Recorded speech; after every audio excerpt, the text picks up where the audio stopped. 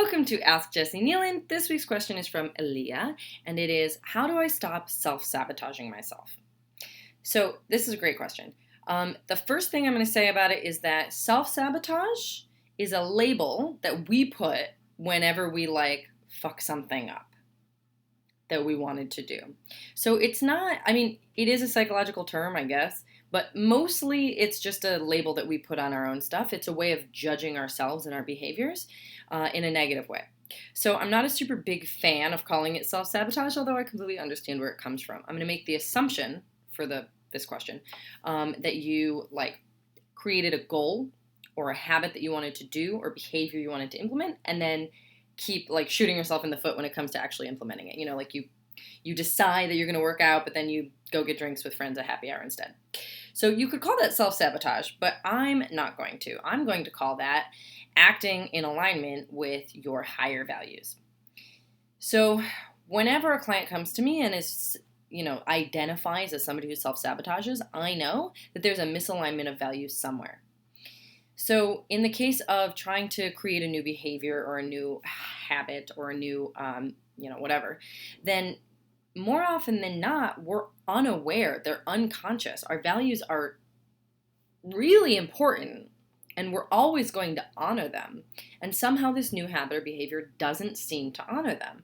Or part of it doesn't, or part of it, steps on one of our values. So it's not always super cut and dry. But a quick example would be, I had a woman who had little kids at home, and she wanted to go to the gym more, but she felt so guilty about leaving them because it was time just for her that she never went. Every week, I'd go, did you make it to the gym? And she'd be like, no, I couldn't. I didn't have time. I don't know what to do. And ultimately what we discovered was that she thought family was her highest value. It was her highest priority. And she thought that by going to the gym, she was stealing time from family. So of course she didn't go. Of course she was honoring her higher values and spending time with family. However, it was important to her that she get healthy and she treat her body well. So we did some reframing around what that meant. And she ended up finding a way of saying, okay, when I go to the gym, I have way more energy. I pick my kids up. I'm playful with them. I'm I'm really active and engaged. When I don't go to the gym, I'm there the whole time. I don't take that hour away, but I'm tired. I don't pick them up. I kind of just let them do whatever. I'm a lot more inclined to put them in front of the TV than to play with them. She was a much more engaged parent when she involved herself and her self-care in her family time. So despite the original feeling that it was stepping on a value, we found a way of taking that same behavior and aligning it with her values. So she went. It was instant. It was immediate, 3 days a week, no problem. She feels great about it. And that happens a lot because you have to align your behaviors, your choices with your values, or else they will not work. They will never work. We will never do something that goes against our values. So if you think something's going against your values, you're like, but the gym is my value. It's not.